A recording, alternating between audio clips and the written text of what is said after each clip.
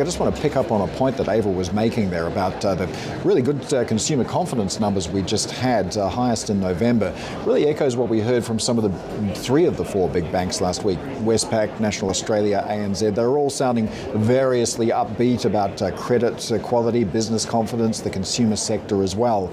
So is that the way you would characterise the Australian economy at the moment? How do you see things? From an economic perspective, yes, it's been a bit mixed through the course of the year, but we've actually seen, if anything, a little bit of a pickup in some of the sentiment and forward projections in recent times. And look, that's playing into a lot of the deal-making activity that we are starting to see. You've got a situation where the interest rates have been broadly stable, somewhere between that 4 and 4.5% on a 10-year basis over the best part of the last year or so. And frankly, credit spreads have come in a little bit, which means that the debt financing is available for people. So we're seeing, on the one hand, from your funding side of things, debt is actually readily available and reasonably priced.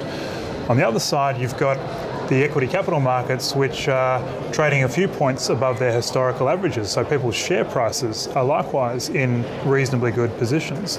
And you've seen the indices generally tick up through the course of the year. So that's all giving people a reasonably high degree of confidence. And the economic situation, which you've mentioned, is relatively stable. You know, you've got unemployment, which is still in the low 4s.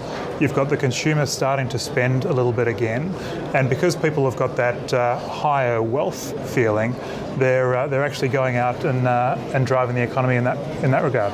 Well, one of the other things that we've seen, though, is sticky inflation also, and we got some commentary from the RBA suggesting, well, perhaps the easing cycle is done. Perhaps the next move could be up. So with that in mind, how do you see that impacting deal making in the future, in the coming months? Look, I think that it's as long as it's not sharp moves, deal making will be just fine. Deal making tends to get clogged up a little bit when things are either rapidly increasing or rapidly decreasing, and people are starting to wait to see what happens and see how things play out. There's been a few moves from the RBA downwards, obviously, but it hasn't been dramatic.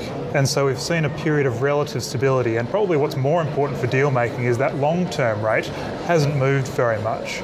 And so the interest rate environment, whether or not it's one move down, flat, the next move even potentially being up a little bit, as long as it's not dramatic moves, it'll be absolutely fine for deal making. Well, you recently took over that co-head Australia-New Zealand role not that long ago. So when you're looking ahead to the coming year, what are your priorities?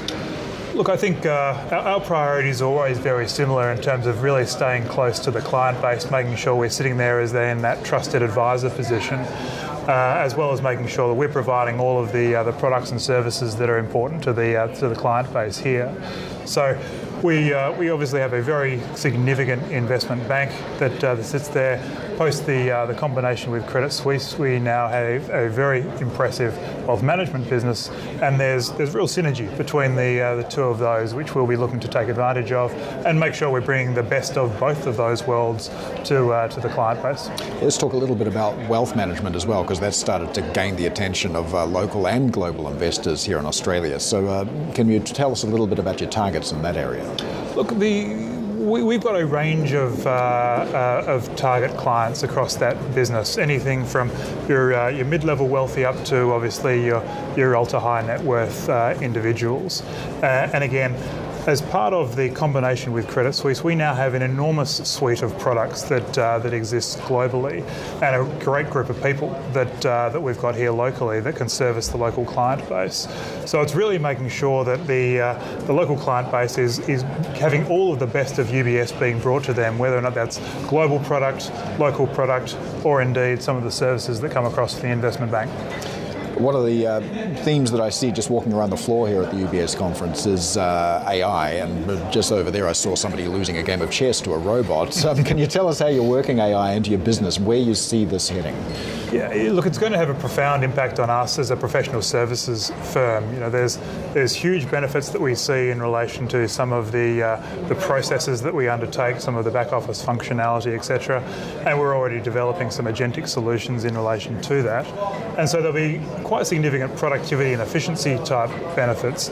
But there's also going to be insights that we can glean by better utilising our existing data and coming up with new ideas and new product and offerings that we can put to the client base. So ensuring that we have the entire business utilising the artificial intelligence opportunities that we have, changing the way that we do business, because again, for many professional services businesses, it hasn't changed a lot in 2 decades, and it's about to quite substantially. And so we really try to make sure that we're at the forefront of driving that within our own business, and then also on the client side, making sure that we are providing the sort of other products and services that we provide, because there's a huge amount of capital to be raised to facilitate this development, and that's a core part of what we want to be doing as well. All right, great. Thanks so much for joining us. That is Greg Peirce. He's co-head of Global Banking at UBS. Sherry. And Paul Allen with those conversations joining us from Sydney. We do have more on Australia ahead as well. Every Tuesday, 11:40 a.m. if you're watching in Sydney, 8:40 a.m. in Hong Kong. And you can tune in to the Bloomberg Australia podcast, which delves into the biggest stories shaping the country's rolling global business. Find it on Apple, Spotify, or Bloomberg.com.